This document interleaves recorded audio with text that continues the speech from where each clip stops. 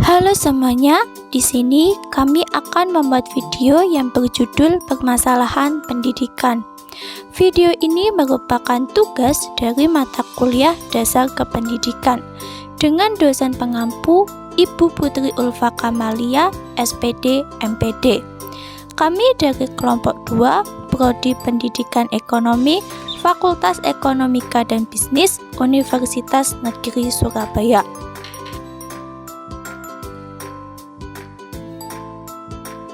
Permasalahan pendidikan di Indonesia adalah segala macam bentuk masalah yang dihadapi oleh program-program pendidikan di negara Indonesia. Adanya permasalahan pendidikan ini dapat menjadi penghambat keberhasilan dalam mencapai tujuan pendidikan.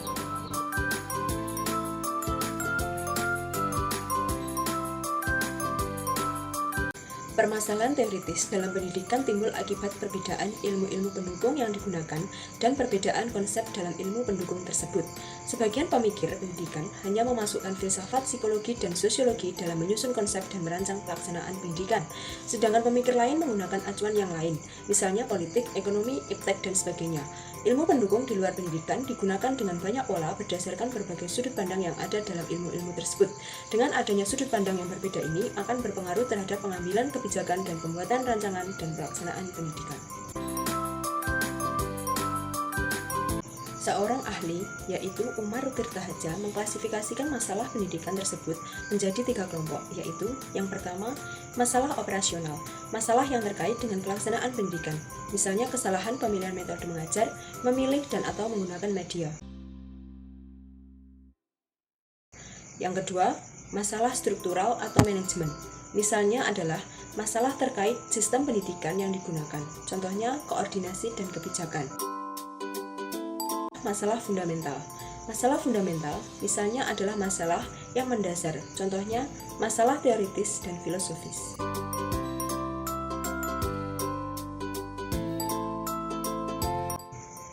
Umar Tirtahaja juga mempunyai sudut pandang terhadap kesalahan dalam penyelenggaraan pendidikan, yaitu yang pertama, kesalahan teknis. Misalnya, pandangan yang mengatakan bahwa disiplin hanya dapat dididik melalui kekerasan. Yang kedua, kesalahan sistematis. Misalnya, pandangan bahwa tempat belajar yang paling afdol adalah di sekolah. Yang ketiga, kesalahan teoritis. Misalnya, mengajar adalah memberikan ilmu. Yang keempat, penerapan yang salah. Misalnya, pandangan bahwa semakin banyak ilmu, semakin membuat orang bahagia. Dan yang terakhir adalah kesalahan filosofis. Misalnya, pandangan bahwa kesuksesan seseorang tergantung pada aspek keterampilan yang diperoleh atau mengabaikan aspek moral.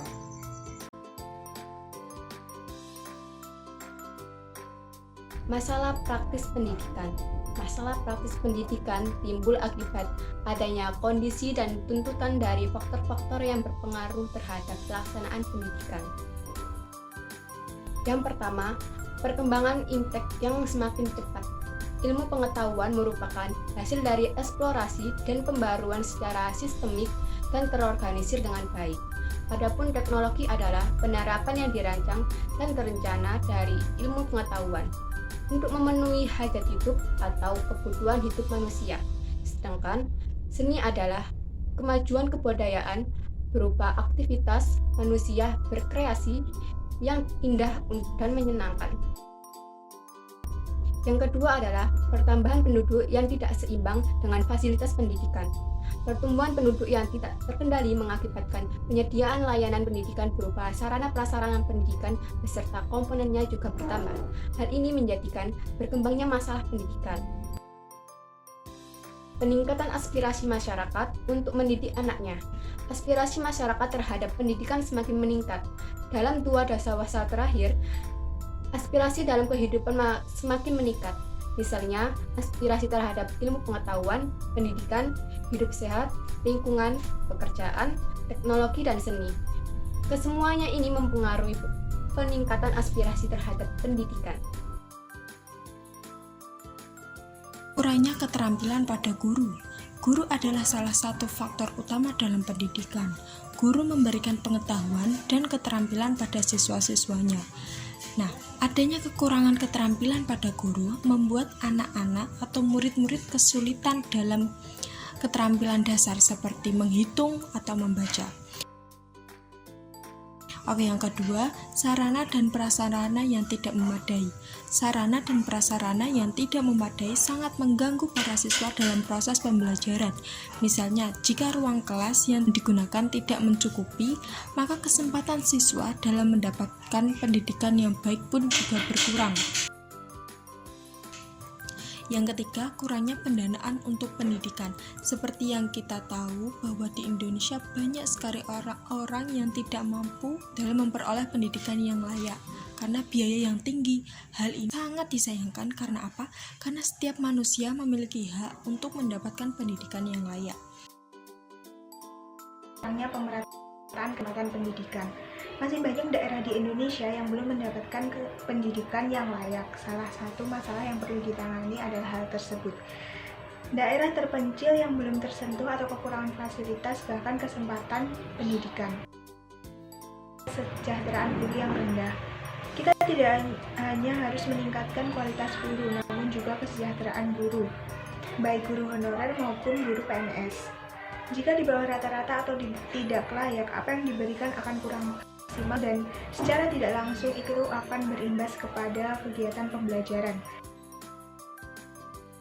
Prestasi siswa yang rendah. Prestasi belajar siswa mempunyai pengaruh signifikan terhadap keberhasilan pendidikan karena mahasiswa memegang masa depan sebagai generasi perubahan.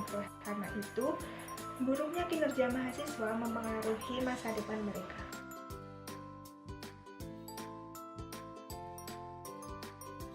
Nomor 1, memberikan pelatihan pada guru. Nah, guru itu harus dapat lebih cepat untuk menyesuaikan diri terhadap perubahan kurikulum.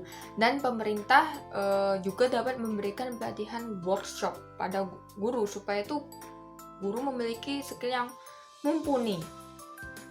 Nomor 2, memberikan pendanaan untuk sarana dan prasarana di sekolah. Pemerintah itu harus lebih memperhatikan pendidikan di Indonesia, terutama dalam pendanaan sarana dan prasarana yang memadai. Jadi sarana dan prasarana itu dibutuhkan supaya para siswa itu nyaman belajar dan pendidikan dapat berjalan dengan lancar, sehingga itu para siswa itu bisa meningkatkan potensi yang dimilikinya.